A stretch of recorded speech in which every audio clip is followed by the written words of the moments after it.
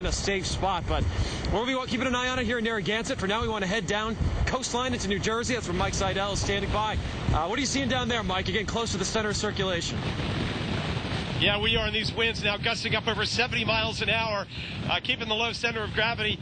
And now we're starting to see our first signs of some minor structural damage. We'll pan over, and what we're noticing, some of the corrugated aluminum, some gutters now flopping around and being ripped off some of these buildings. And in the distance, I now can see some shutters being flapping and some shutters being ripped off some of the homes here at Point Pleasant Beach. This is not unexpected, and now the tide's starting to come in. We're 4 hours away, and this whole dune is probably going to be breached as we get towards 8 o'clock or so this evening at time of high tide. The rain, based on the radar, will start to back off, but that's not the issue here. It's the surge, the power of the water as we roll for the next 4 hours towards high tide.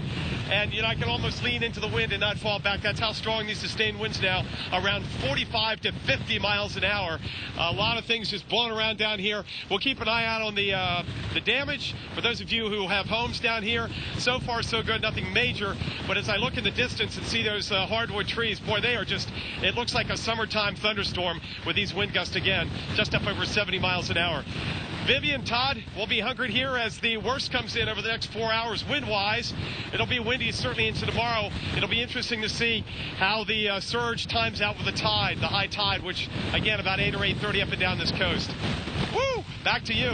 Hey, Mike, I had one quick question for you. You know, we're watching the video behind you. We can actually see the waves kind of going from, I guess that's north to south, kind of the longshore current just tearing away at the beach right there. Yeah.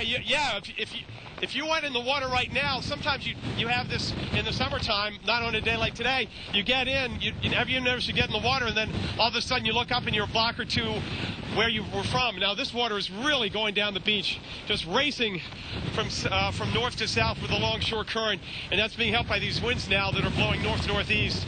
And oh, wow, this is stronger than I took with Irene.